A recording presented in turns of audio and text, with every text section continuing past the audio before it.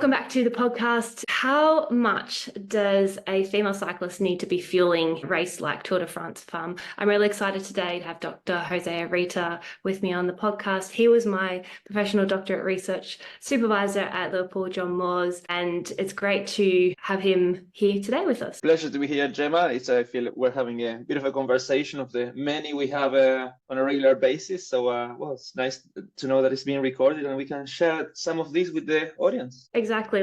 So as I was saying before, I feel I spend most of my days trying to convince people to eat more food.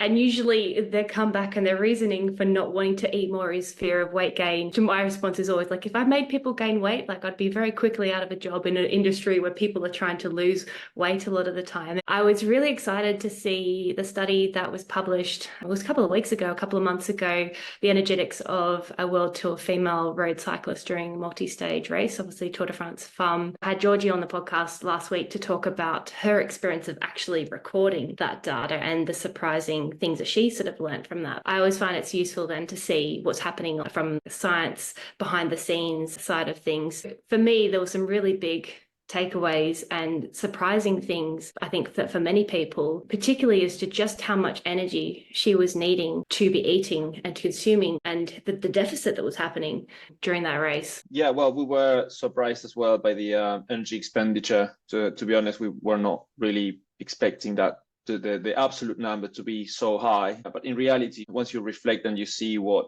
has been reported for male Tour de France athletes, it's not really that much different to what's been reported for males. And of course, for the female Tour de France, it's just shorter. It's 8 stages. I think the 2025 is going to be 9 stages. And typically the male is 21 stages. So it's just more time. But the energy expenditure in terms of it being relative to the individual, to the size of the individual, or to the energetic cost of, or the energy cost of just the resting metabolic rate, it's very, very similar, which is cool. I agree, because this is a comment that I get a lot of the time from people oh, I'm a female, or I'm smaller, so I don't need to be eating as much, or I don't need as much energy compared to some of the men. But for me, I find it comes back to the intensity that people are racing or training at. And when it comes to relative intensity, the energy expenditure is higher. With that study, you showing that essentially she needed to be, if she was trying to match her energy expenditure every day with her intake, she was expending 7,500 calories a day,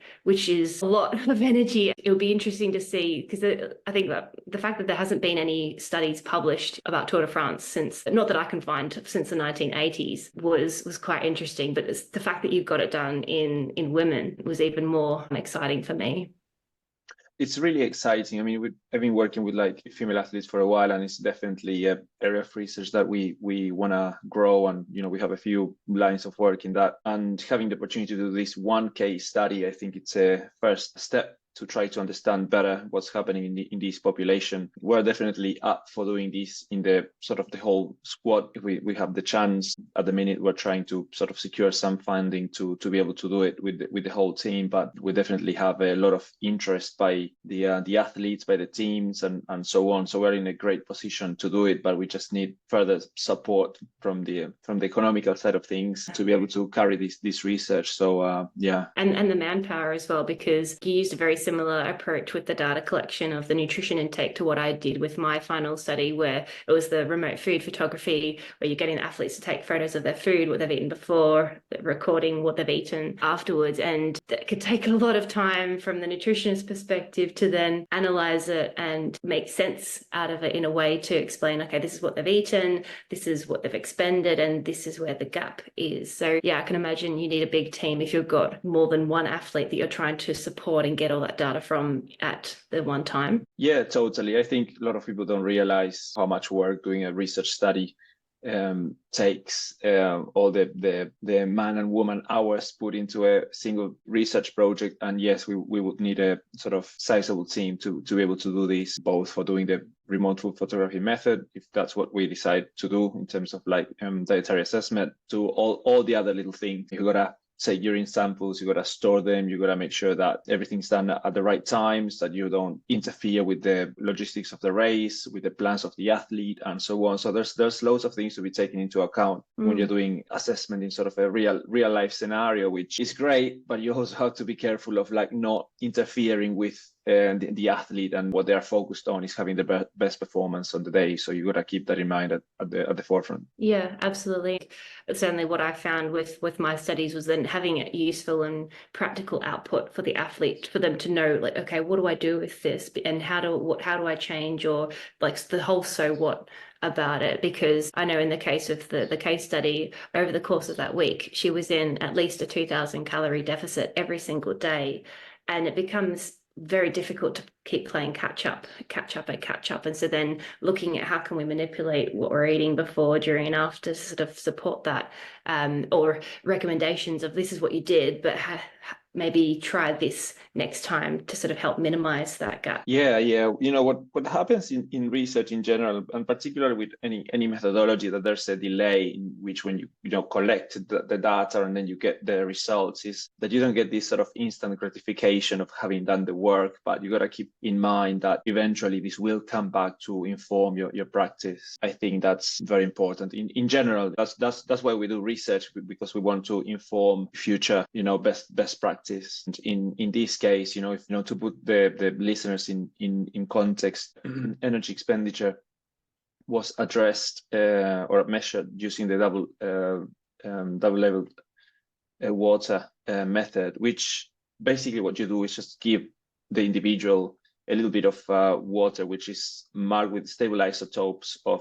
oxygen 18 and deuterium, which is like a heavy isotope of hydrogen. And then you collect urine samples that basically measure the amount of how much of that water is in the urine. And then this gets analyzed with a mass spec. And this whole process takes weeks. Collecting the urine sample is the first step, but then you gotta send it to the lab, and then it gets analyzed and reanalyzed, and make sure that all the quality control checks are in place, and then do the calculations and so on. So, and the labs that are doing this have a waiting list of like loads of samples to be analyzed. So sometimes it takes like weeks or months until you get the data back, but it's definitely worth it because it's accurate. There's very little information in terms of like what's happening with the energy expenditure with the athletes and so on. The closest thing that we have today is using power meter to sort of estimate energy expenditure, which are pretty good, but still like there's a lot of error. There's a lot of assumptions that you have to use to have a bit of an estimate of the real energy expenditure by using power meters and so on. So it's not that straightforward. We didn't use in our study I didn't want to use too many assumptions and so on. So I did some sort of back of the envelope calculations in terms of like energy expenditure with a power meter, and taking into consideration expected RMR, thermogenic effect of food, and so on, NEAT, and like an estimated non-exercise energy activity thermogenesis and so on. And when you add them up, it gives you a similar value to what we got from the double level water, but it's not quite the same. It's still very, very useful to have that direct measurement. So I think any athletes that are keen on doing this, it is worth the time investment, not only for them at the time when they get the results, but in general for all the athletic population this will provide more information in the future to have better estimates of like what's actually happening with energy expenditure in this population. I mean, that was actually one of my questions, was going to be about like limitations of applying this into practice. And the one that came to mind for me with this is obviously it's giving that average over the course of the entire week, but then there's the demands of each stage are varied. So some of them, those days it'll be over that, and others will be under that. And so, as you say, it's useful for getting an idea of like overall where are we at in the picture, but then translating that into practice of, can we compare this to things like the power meter data and get that rough guesstimate we're in the kind of the right ballpark? Because these sorts of tools, some of them cost thousands of pounds per day or per week to be able to utilize in research. It's not something that you can just get and use tomorrow with the next person you see. Yeah, of course, every methodology has strengths and weaknesses. You see, the double level water is really really good because it's on the field is one of the most accurate ways of measuring energy expenditure, if not, well, it's the most accurate way of doing it. But then you have this sort of degree of resolution that you would get from a power meter that tells you like every day what's the it tells you the intensity relative to the maximum, if you know their maximum. It tells you how much mechanical work they're doing each day, and so minute by minute, second by second, really. You don't get that degree of resolution with the double level water. So, and you also don't know, we measure energy expenditure in total, but we don't know where that energy is coming from. So we have to use some assumptions there that there's a mix of carbohydrates and fat that are being used and so on. Whereas if you look at the power meter, the maximum, 20 minutes or 60-minute power of an athlete, and then you look at what each they're holding, and then you can see, okay, that section there, or that effort's definitely sort of burning fat, or it's definitely burning loads of carbohydrates depending on the intensity. So I think it's very useful to use both tools depending on what you wanna look at.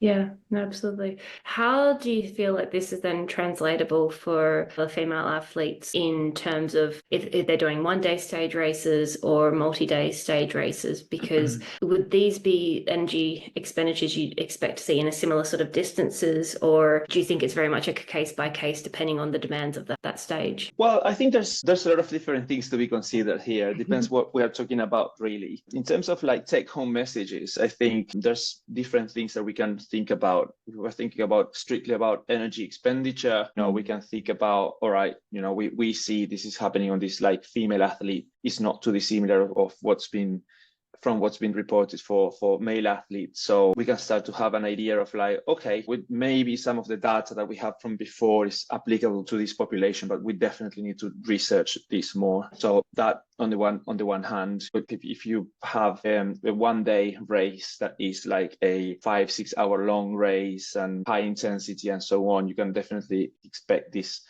values of energy expenditure, if not higher. So I wouldn't be surprised, that basically shorter durations are going to give you higher levels of energy expenditure. So there is sort of this kind of exponential decay, it seems, in terms of like how much energy you can expend per day. It will decrease as the duration increases. And there's this whole idea that is sort of an upper ceiling of energy expenditure per day that plateaus at around 2.5 times the resting metabolic rate. So if you go for like months and months and months of like a high energy expenditure, the highest that you would get to is around 2.5 times the resting metabolic rate, which in this case was around like 4.3 times the resting metabolic rate over 8 days. Whether that theory is correct or not, there's still research ongoing, but it appears that the longer the duration of the demands of an event or whatever thing is requiring high energy expenditure, it seems to decrease with time and then plateaus. So that on the one hand, you to consider. Then what I think is very important to consider is that, this is a point that we try to make in this case study that I think we need more research on, is to what extent the energy deficit will affect or not the performance of the athlete. Because what we see is that even though this athlete presented with, both signs of like chronic energy deficiency, such as like low T3 and oligomenorrhea, and acute severe energy deficiency, both from like drop of weight of 2.2 kilos over the 8 days duration, and the sort of mismatch between the measured energy expenditure and the measured energy intake. It seems that the athlete was performing pretty well, actually. And when you look at the data from the power meter, in fact, the best mean maximum power for sort of the shorter durations, 20, 30 minutes and so on, was the highest when the athlete was the lightest. This is not to say that energy deficit is something that you would necessarily desire to perform at your best, but it's giving us an indication that maybe per se energy deficit might not be as deleterious for performance as it's been typically thought. But this is also to be kept in mind that the athlete had a very high carbohydrate intake throughout the duration of the event. So let's think about the first 7 stages where we had the records for the full day. She had an average of 13.7 grams per kilo per day, which, in absolute amounts, that's nearly 1 kilo of carbohydrates per day, right? So that's a very, very high amount of carbohydrates. And so you can say, well, yeah, she was in an energy deficit, but it's possible that, her glycogen stores, carbohydrate stores were topped up most of the time, if not all of the time, when she was starting on each stage. So I think it is very important to be kept in mind. You've raised a few interesting points that I've observed with the performance. Something I've observed with a lot of the female pro riders that I've worked with is sometimes there can be a lag impact, that in the moment they can be performing really well, even though there's a big deficit happening. The performance challenges have come when it's become that chronic low energy availability or chronic underfueling or chronic like low carbohydrate. And so which one it is, whether it's the combination of being chronic or it's the extent or severity, I think there's still a huge area for research. And I agree, certainly the way the fueling during training and racing, that's something I've seen as being a very protective element against the health and the performance negative effects of REDs and low energy availability. And if an athlete is fueling well, even when there is a deficit, it's a very fine line that it doesn't take long for people to get fall off the cliff, but they can still be performing well in that deficit to a point, at least. Yeah. That is a good point. I suspect that something like that happens as well, but in reality, we have no sort of empirical evidence to say that's the case. So this is based on assumptions. There's two separate things that can happen here in terms of like fueling and performance, right? You can have an acute underfueling that's typically reflected by not eating enough carbohydrates. Yeah. So basically you can see a very severe acute decrease in performance basically from one day to the other or within a day because someone is not eating enough carbohydrates. And that's been shown basically since the 1920s, that the work of like August Krogh and so on, that, low carbohydrate diets are not the best for physical capacity. And this has been like shown again and again and again. And since the 60s, it's been shown that that's clearly because low glycogen availability in the muscle, mainly, it seems. And, that is one thing. And then you have another situation, which is the effect of chronic low energy availability, which we don't really have an explanation of what the mechanisms might be. So a lot of people are saying like, oh yeah, low energy availability is having a negative effect on performance, and the whole idea of like the triad and REDs and so on, saying like, oh yeah, low energy availability has an effect on performance, but I'm yet to hear like what are the actual mechanisms that have that an effect in performance. And I think it's very important that we understand things from a mechanistic viewpoint, because that give us an understanding of what's actually happening at the minute. I mean, I'm a physiologist and many things, I suppose, but as a physiologist, I like to understand what is the reason why things are happening, because then you can actually fix the root cause versus just put a band-aid on top. Yeah, exactly. And you can start manipulating the system to say, okay, if this is happening this way, if we change that variable, then that will happen. But I'm yet to know what is the effect of low energy availability in our physiology that might affect performance. When we discard looking at the effect of like low muscle glycogen or low carbohydrate availability, so whether that's sort of a central effect, that is a peripheral effect, is it an effect in muscle? We've shown that low energy availability can decrease myofibrillar protein synthesis, for example, but is that enough to decrease performance? Well, I don't think so, particularly when you think about sports that don't rely so much on generating maximal force as endurance sports that rely more on the oxidative capacity of muscle. There's no evidence to show that the oxidative capacity of muscle decreases with energy deficit. In fact, the opposite is true. There's quite a lot of evidence showing that low energy in, rodent models, in like in human models and so on, they have some sort of positive effect on mitochondrial capacity in muscle and so on. So it's just like, well, we don't really know what's happening mechanistically. So I think that's something that definitely needs to be researched more. I mean, we're researching that. Are we excited to see and hear when that research comes out? Because as you say, like it's like when we know where the problem is originating, then we can manipulate the system to avoid that or minimize the effects of that, optimize performance and health at the same time with what people are doing. A question that I often get asked from people who are in that state of low energy availability is like, how long does it take to fix this? I'd be curious to hear your thoughts of your experience and the research that you've done with low energy availability of when it is affecting someone's health or performance. Like, is there any trends or patterns that you've seen in terms of recovery for an athlete? Well, the first question that I would ask is like, how do you know that low energy availability, right? Because it's very hard to know.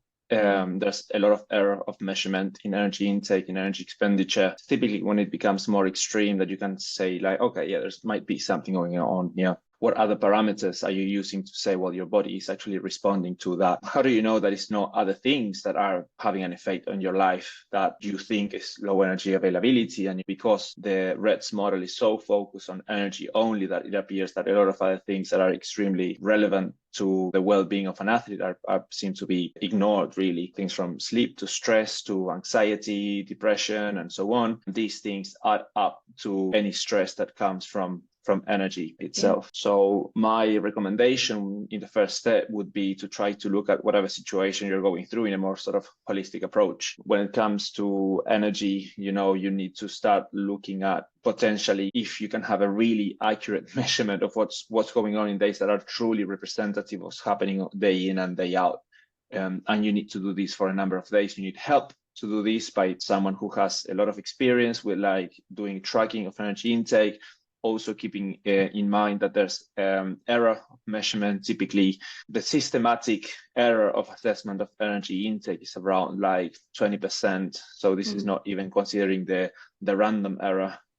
So you can have an error of like 40% of just measuring the energy intake. And so you measure energy intake thinking that, oh, this is accurate and this is going to give you an idea of what your energy availability is. And then you underreport 40%, and then it's going to give you a value of like energy availability of X, and then you're going to go, low energy availability because this is under the 30 kilocalories per kilo per fat-free mass per day of that threshold value, which that's not a real threshold value either. So it's very difficult to say like, oh, I've hit this number for this many days, I'm in low energy availability. It's a lot more complex than that.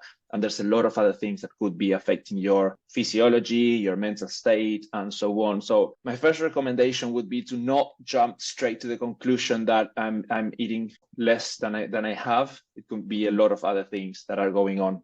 If you have irrevocable evidence that you're under eating relative to what you think you should be eating, so that's another conversation that we would have. Is like, okay, what should you be targeting? Is it like 45 kilocalories per kilo fat-free mass per day the number that you should be targeting? Is that right? Is that correct? Is that what everyone should be targeting? Is there one size fits all?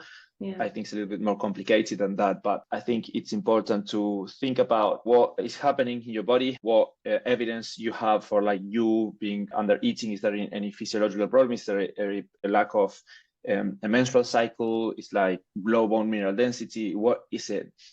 Well, if any of these are the problems, you have to keep in mind that any recovery is not going to happen from one day to the other. Little evidence that there is to show that eating more seems to be a positive intervention to resume normal menstruation. It seems that it can take months. So in most cases, the resumption of bleeding or regular bleeding for a female is associated with about between 5 to 10% increase in body weight and an increase in the hormone T3. So these are the better predictors of what's going to happen with someone's menstrual cycle. So an increase in body weight and an increase in the hormone T3. And now that two things are associated doesn't mean that one is the consequence of the other. Okay. So it's association. So it means that someone's been eating more and that might have increased their energy availability, and then whatever hormonal changes happen, it could be like an increase in leptin, it could be an increase in T3 and so on. All these things sort of resume the start of the sort of normal physiological function that can take sometimes months, like 6 months, 12 months, and so on. This doesn't mean that necessarily you would need to increase body weight, but the data that we have so far shows a strong association between these two things. Does this make sense? You've hit the nail on the head on there's so many factors that it's not just one thing, because I find I'm talking with people about nutrition, but we end up talking about things outside of nutrition that are affecting nutrition. Like you say, the sleep. If we aren't sleeping well, then we're tired, we're less likely to make smart food choices or we're more stressed. That affects our food choices. Like all those things that can affect us hormonally, can affect our like so many different factors of our gut health. I think I find nutrition like fascinating because it's so complicated. It can be simple, but also complicated. for me, the takeaway is knowing yourself as an athlete and knowing numbers for yourself in terms of your health, knowing how you feel subjectively, qualitative and quantitative data, and exploring all those different factors that could be influencing your health and your performance, and knowing that they're all interlinked, and it may not be possible to look at all of them all at the same time, but making small changes and being able to be consistent with that is probably more likely to lead to a long-term impact versus going full gas in one area and then neglecting all the other areas that we know influence your health and performance as well. Yeah, 100%. I think that, I wouldn't work in nutrition if I didn't think it was important. But the more I work in this area, the more I grow as a researcher, and the more I learn about a lot of other things that I didn't know about before, the more I am convinced that we are an integrated system that integrates a lot of different stresses. And when we talk about low energy, like energy deficit, low energy availability, energy deficiency, whichever way you want to call it, the way that I like to call it is like energetic stress. I call it energetic stress because you can think it as one stressor out of many possible stressors that your brain will integrate. So your brain senses, that you don't have enough energy, and that has an effect on a sort of different sort of endocrine sort of networks that disrupt the normal functioning of your body, and that's one stressor that your body integrates. It can be other things, anxiety and depression can also be important stimuli for your brain to also disrupt the normal functioning of the same networks.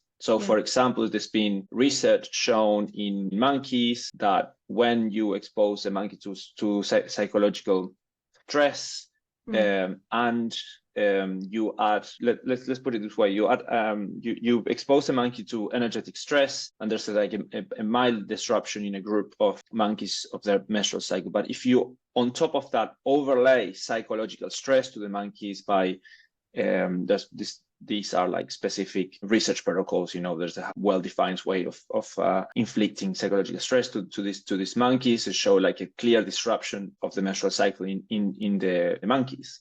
And it was like, well, it seems that there's these sort of shared limbs on the different systems, that it's not just energy that is having an effect on the menstrual cycle, but there's also the psychological stress that is having an effect.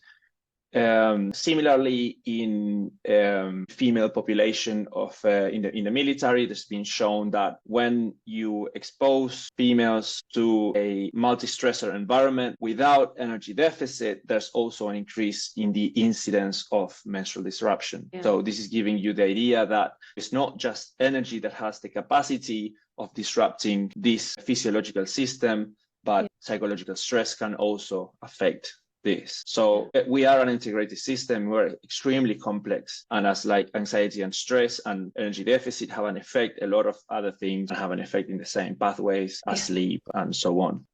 Which I think when we're looking at research, it rolls back to some of those challenges, as you mentioned, about it's not just the data collection, it's the data analysis, but then it's the interpretation of that data, because I know with the research in women, it takes so much longer for us to collect it and to analyze it and to produce it, because there are so many different factors and influences within a cycle in the same woman in the same year that we need to try to control, which often we can't control, because sometimes some of that stress may be outside of our remit. Certainly, I can imagine for you poses some big challenges with collecting more research. Do you have any, as we wrap up now, do you have any sort of last words of wisdom or things that you'd like to share about nutrition and this energy availability for female athletes in particular?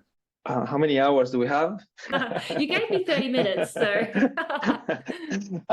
Look, there would be so much to say here. First of all, I think what I need to say is that we need more research. A lot of the work in this area, both for the triad and REDS and so on, is based on sort of observational, sort of cross-sectional data. And what you do in those cases, you just take populations that you assume they've been exposed to low energy availability, and then you look at what's happening in them, and it's like, oh, because this population, whatever, amenorrheic athletes, they must have been exposed to low energy availability. They have all these characteristics and so on. And then we think that that's what is causing this problem. But in reality, this population might be exposed to a lot of other things that are not just energy. I mean, they might be exposed to low energy, but they might also be, we know that elite athletes are perfectionists. That's associated to a type of way of thinking things, of doing things, of stressing about things. We also know that a lot of elite athletes have experienced early childhood trauma that makes them like really driven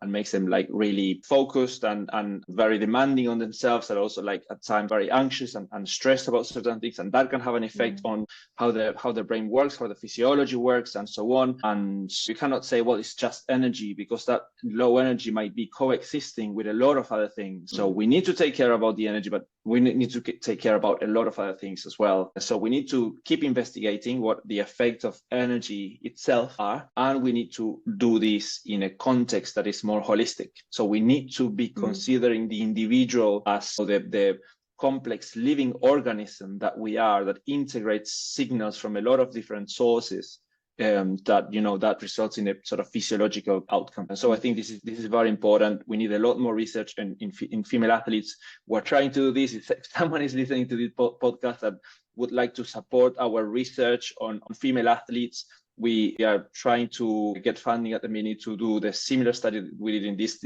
case study, but for the whole squad, or even more athletes in the peloton.